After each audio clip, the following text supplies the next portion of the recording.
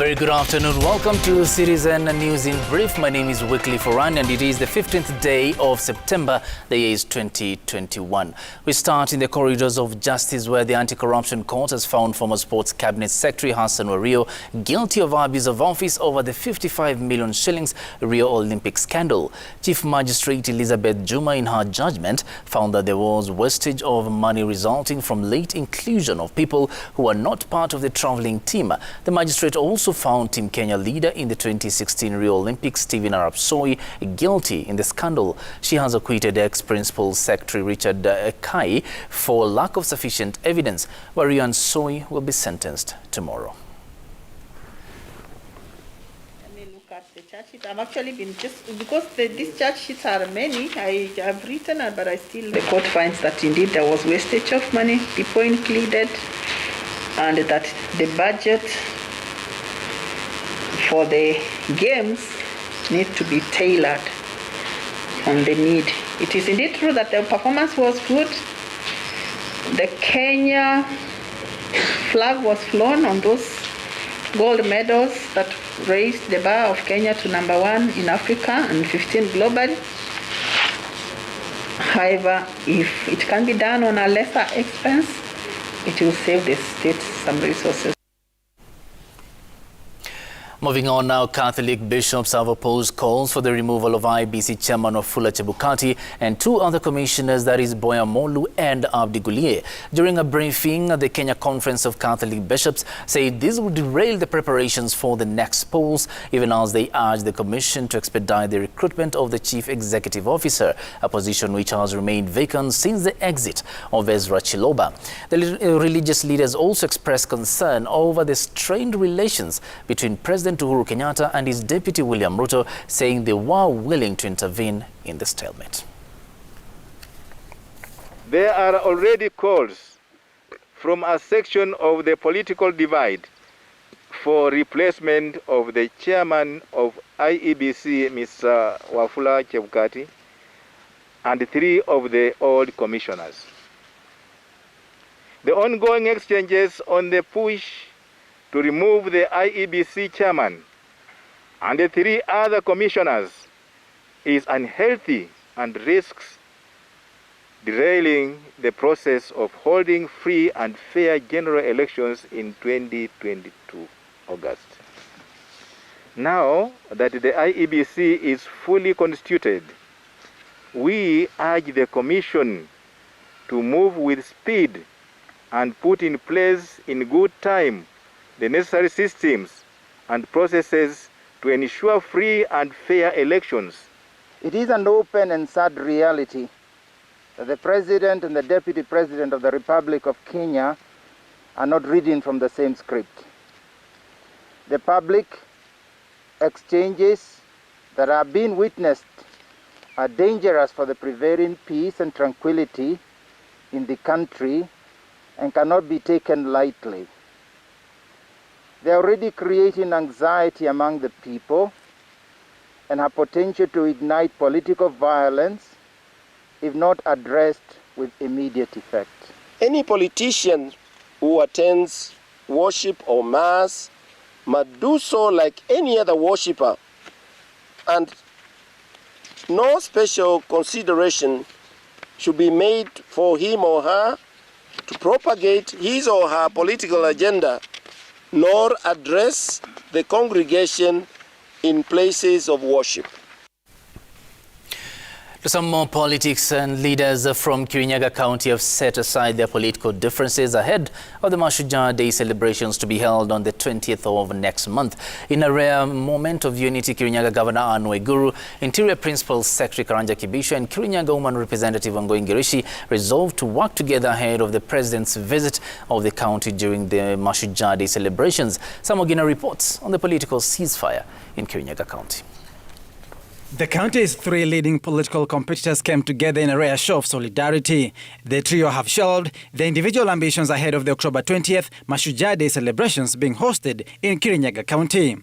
President Uhuru Kenyatta will preside over the ceremony.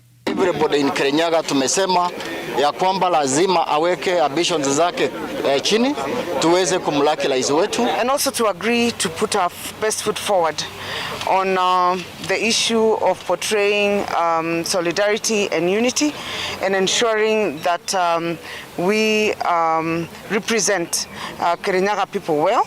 Kirinyaga County has seen heightened political tensions, with Governor Anne Waiguru firefighting and fending off opposition mounted her way.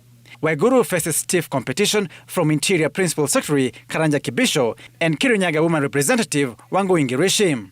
The fierce opponents, who have been taking jabs and firing salvos at each other, resolving to shelve their leadership competition for the national ceremony. As Kirinyaga people, that we will represent the Kirinyaga people well, and we will not do anything whatsoever to either embarrass any leader or embarrass the head of state, having been given the honor to host such a great day. There's a political season, and we have agreed that politicking is not an enmity, and people don't have to raise temperatures simply because they are competing, and we have agreed as Kirinyaga people we shall have the most healthy competition politically in this county. The Kirinyaga Woman Representative said that they had agreed to shelve their personal issues for the sake of the Mashujaa Day and the President.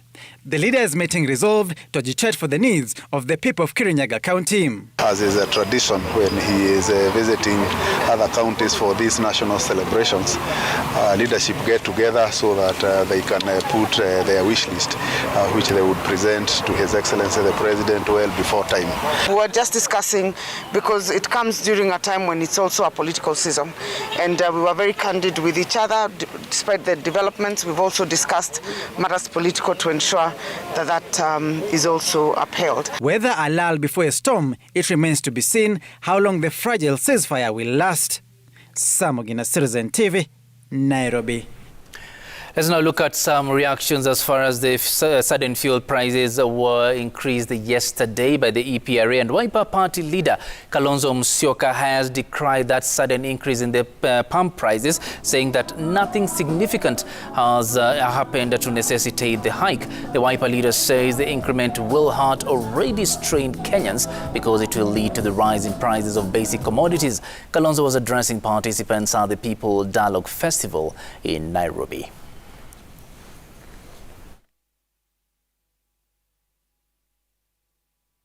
What is it that has necessitated this high increase in fuel? Kerosene plus 12 shillings? Somebody has to stand up and speak for Kenyans. I want to urge, even if the regulatory authority has to do these things, somebody has to explain. Eradication of poverty is key. How are we eradicating poverty when, as a result of this high jump in fuel, is going to necessitate now bring with it inflation? We know times are difficult. Let's now look at the latest in the Laikipia crisis. And PCA moderator of the General Assembly, Reverend Tegu Mutahi, and Ol-Moran Catholic Church Parish Priest, Father James Geshomo, have commended the government for the continued efforts in bringing back normalcy in Ol-Moran area of Laikipia County after weeks of heightened tension and anxiety. The clerics say the deployment of additional security personnel was timely, as it has greatly contributed to the return to normalcy. However, the clergy has challenged the government to be proactive in tackling such issues that threaten to the security of Kenyans, since it has all the machineries and intelligence in abating such crimes. What has been happening? We are happy that the churches here have taken care of the internally displaced. Quite a number of people are still allowed, although a few have gone back to their homes. So we thank the government for the intervention. And we hope that sooner than later, those who are still displaced will find their way back to their homes. It is our wish and our strong expectation. I would say it is even our demand from the authorities to be granted the right of keeping safe our lives, our properties. we are appreciating, we are encouraged and we are appreciating the intervention that has started. We only hope that it is something going to last. Serikali inatupatia ulisi ni ukweli, lakini hatuoni mabadiliko juu hii watu wanaenda tu kusunguka hapa na pale, wanasunguka mara unasikia wako pande hii wanaonekana, haya masaa mengine unasikia tena wako pande hii. Let's now look at some health matters. And health services in Mombasa have been affected after doctors downed their tools over salary delay and non-remittance of statutory deductions. Speaking in Mombasa, KMPDU National Chairman Dr.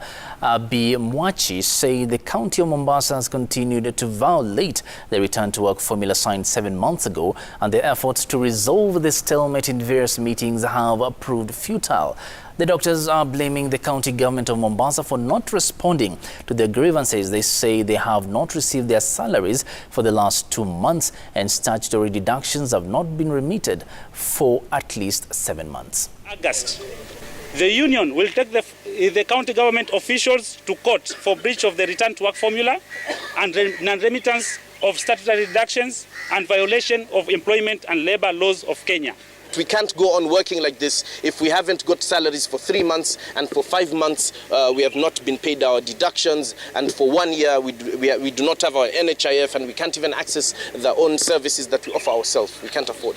We want to advise anyone who signed a return to work formula with the healthcare workers, especially doctors for my case, and has failed to honor, has chosen to sit on their able hands, that this is the right time to call your prison tailor and tell them to take your measurements, because we believe in the judicial system and you're coming for you individually. Still on health matters, the World Health Organization WHO has warned that Africa has been left behind by the rest of the world regarding coronavirus vaccines. Speaking at a press conference, Dr. Tedros Adhanom Ghebreyesus said only 2 countries in Africa had reached the WHO target to vaccinate 40% of their population by the end of 2021. Dr. Tedros has said more than 5.7 billion doses of coronavirus jabs had been administered globally, but only 2% of those were given in Africa, and warned that if vaccines are not shared fairly, then the virus will have more chance to mutate. There has been a lot of talk about vaccine equity, but too little action. High-income countries have promised to donate more than 1 billion doses, but less than 15% of those doses have been materialized. Manufacturers have promised to prioritize COVAX and low-income countries. We don't want any more promises. We just want the vaccines. A month ago, I called for a global moratorium on booster doses at least until the end of September, to prioritize vaccinating the most at-risk people around the world who are yet to receive their first dose. There has been little change in the global situation since then. So today, I'm calling for an extension of the moratorium until at least the end of the year, to enable every country to vaccinate at least 40% of its population. We now cross borders to the west of the continent, where the National Committee for Rally and Development, CNRD, led by the military junta in Guinea, have started consultations on the formation of a new government. The 4-day consultations are held at the Palace of the People in Conakry, which were attended by representatives of Guinea's political parties, civil society organizations, religious leaders, diplomatic representatives, and mining operators. Co-leader Lieutenant Colonel Mamadi Doumbouya, in his speech, said the consultations will establish the framework for a future government of ethnic unity. Doumbouya also called on the participants not to repeat the past mistakes in establishing a transitional government.